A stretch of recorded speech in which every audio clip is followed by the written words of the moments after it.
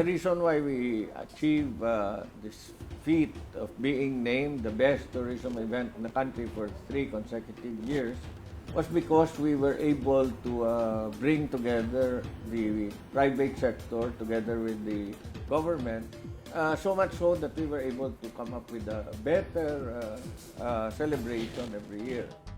The inspiration to bring Dinagyang is, of course, Senor Santo Niño.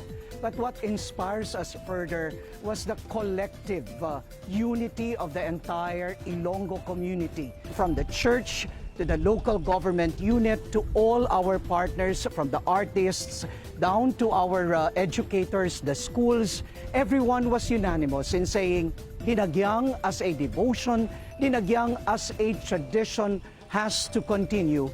So this brings into essence what Dinagyang is really all about. One Iloilo, one Dinagyang halad kay Senyor Santo Niño.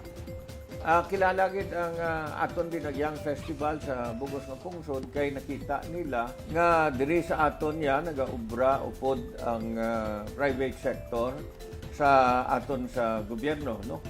Ang Iloilo Festivals Foundation amo nagabaton sang tanan nga amot halin sa private sector kag sila man nagagasto. Pagi diri mas mahapos ang coordination naton. Staging Dinagyang in the new normal or during this pandemic has been most challenging. It is very challenging because of the many struggles that we have to go through, and the most difficult is being able to comply with the health protocols.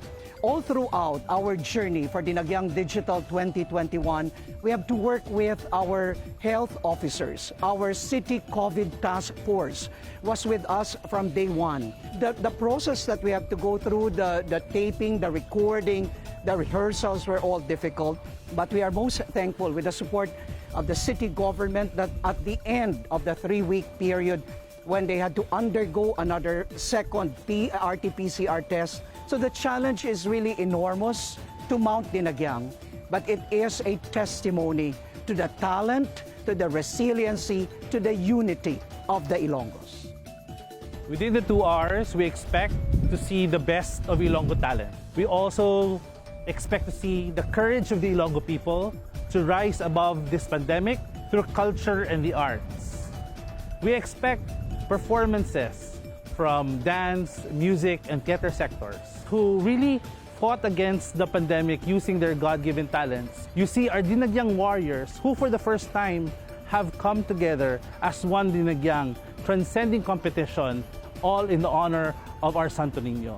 We will pursue the concept Dinagyang 360, this time in film, that allows us to see various angles of the performances. By doing 360, we will see the various sites of Iloilo City, the 7 districts that you cannot do while you're doing a live performance. And lastly, it will be seen from all over the world, giving us a 360 view from where we're coming from, here in the city and the rest of the world.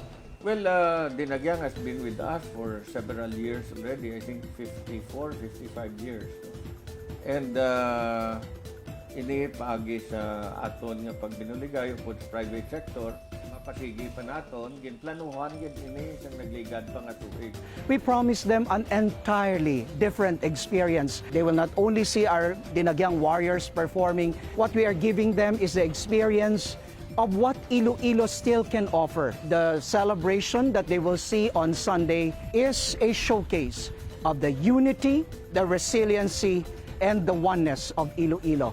One Dinagyang is the coming together of the Ilonggos. The story traces back to our roots, our indigenous peoples, the Ati and the Panay Bukidnon, their stories of resilience. This heritage will be passed on as legacy to the modern-day Ilonggos. Kita tanan. Our Ilonggo warriors will be performing from the various districts, showing the beauty, the diversity of Iloilo City like we've never seen before. But this diversity, more importantly, will converge as one Dinagyang, as they are called to San Jose Church, as they're called by Santo Niño, not to act individually, but act as a collective, act as an Ilonggo people, to celebrate our being Dinagyang warriors. And that's the reason why our front lines are strong, because our front lines are made up of Dinagyang warriors. This is not an afterthought because hindi kita pwede ka mass gathering subong. Sang nagligad pa lang na tuig, naplanuhan na ini. And as a matter of fact, ang tanan ng mga performances na tape na ni and ready na ni pagwaon naton sa January 24. Sa tanan naton ng mga pinalangga nga Ilonggo, sa bugos nga kalibutan gina agdatagin kamo nga magkadto sa inyong lain-lain nga digital platform tan-aw gid kamo sa Dinagyang Digital 2021. We have prepared a very nice presentation para sa inyo.